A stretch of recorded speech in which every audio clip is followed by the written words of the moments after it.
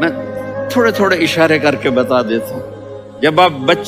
جب آپ بیٹے ہیں تو آپ کہہ رہے ہیں کاش میرے ماں باپ زندہ ہوتے، میں ان کی خدمت کرتا۔ پھر فرمایا اور نہیں تو میری ماں تو ہوتی، چونکہ ماں کو دیکھا ہے نا، باپ کو دیکھا نہیں ہے، تو فرمایا کاش میری ماں زندہ ہوتی اور میں عشاء کی نماز کے لیے مصلی پہ کھڑے ہو کے الحمدللہ رب العالمین پڑھ رہا ہوتا، اور ادھر سے میری ماں مجھے بلاتی محمد، تو میں نماز توڑ کے کہتا جی اماں جان میں آ رہا ہوں، نماز پھر پڑھا دوں گا۔ اپنے والدین کی عزت کرو۔ یہاں کا بڑھاپا بڑا خوفناک ہے کہ اولادیں چھوڑ جاتی ہیں اور ماں باپ ٹوائلٹ جانے سے بھی عاجز ہوتے ہیں۔ اپنی ماں کی دعا لو، اپنے باپ کی دعا لو۔ میرے نبی نے فرمایا ہاں عمر میرے بعد ایک آدمی آئے گا، اس کا نام ہوگا اویس، اور وہ کرن کی شاخ سے ہوگا۔ ہو گیا ٹائم؟ اچھا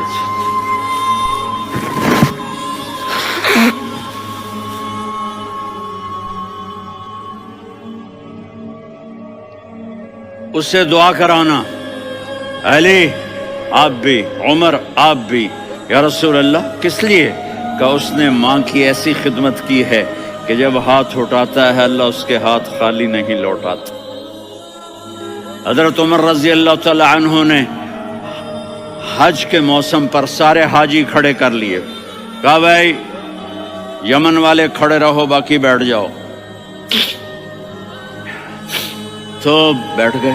پھر فرمایا کہ یمن والے بیٹھ جاؤ، قرن والے کھڑے رہ جاؤ، تو ایک آدمی کھڑا رہا، کہا تم قرنی ہو؟ کہا جی ہاں۔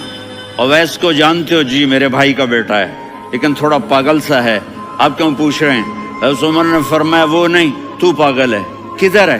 کہا جی اونٹ چرانے گیا ہے ادھر عرفات کی طرف۔ تو آپ نے حضرت علی کو ساتھ لیا اور دوڑ لگائی سواری پر۔ دیکھا تو اویس کرنی ایک کیکر کے نیچے نماز پڑھ رہے تھے اور اونٹ چر رہے تھے۔ تو جب انہوں نے دیکھا کہ دو آدمی آ کے بیٹھ گئے تو انہوں نے نماز شارٹ کٹ کر دی۔ تو حضرت عمر نے پوچھا کون ہو بھائی؟ کہا جی میں مزدور ہوں۔ کہا تیرا نام کیا ہے؟ کہا جی اللہ کا بندہ۔ کہا رے بھائی تیری ماں نے تیرا نام کیا رکھا ہے؟ اس نے تو نہ حضرت عمر کو دیکھا تھا نہ علی کو۔ وہ کہنے لگا بھائی تم کون لوگ ہو میرا انٹرویو کرنے والے؟ یہ تو میں اپنی زبان میں کہہ رہا ہوں۔ تو حضرت علی بولے کہ بھائی یہ ہیں امیر المومنین عمر بن خطاب اور میں ہوں علی بن ابی طالب۔ تو وہ ایسے کانپنے لگے، میں معافی چاہتا ہوں، میں پہلی دفعہ آیا ہوں، میں نے آپ کو دیکھا نہیں، فرمائیے آپ۔ حضرت عمر نے کہا ہاتھ اٹھا ہمارے لیے دعا کر۔ تو وہ رونے لگے، آپ نبی کے صحابی، میں عاجز مسکین میں دعا کروں؟ میری اوقات ہے میں دعا کروں؟ کہاں، ہمیں ہمارے نبی نے فرمایا تھا اویس آئے تو دعا کروانی ہے۔ عمر اور علی جیسی ہستیوں کو دعا کے لیے کہا جا رہا ہے۔ پیچھے تہجد ہے؟ نہیں۔ جہاد ہے؟ نہیں۔ علم ہے؟ نہیں۔ نماز ہے؟ نہیں۔ روزہ ہے؟ نہیں۔ زکوٰۃ ہے؟ نہیں۔ خیرات ہے؟ نہیں۔ کیا ہے؟ ماں کی خدمت، ماں کی خدمت، ماں کی خدمت۔ میرے نبی نے فرمایا لوگ جنت میں چلیں گے، اویس چلے گا، جب گیٹ پر پہنچے گا تو اللہ کہیں گے اویس کو پیچھے ہٹا دو، باقی اندر چلے جاؤ۔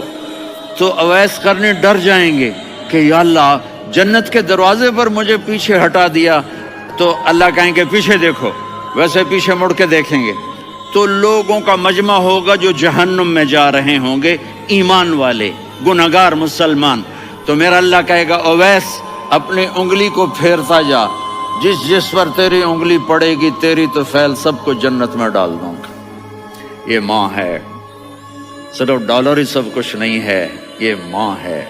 میرے نبی نے فرمایا اب تیرا باپ تیری جنت کا سب سے بڑا دروازہ ہے، اگر تو نے باپ کو ناراض کر کے موت پائی تو تیرے لیے جنت کا دروازہ کھل نہ سکے گا۔ یہ باپ کا مقام ہے۔ پھر آپ نے 11 شادیاں کی، کیوں کی؟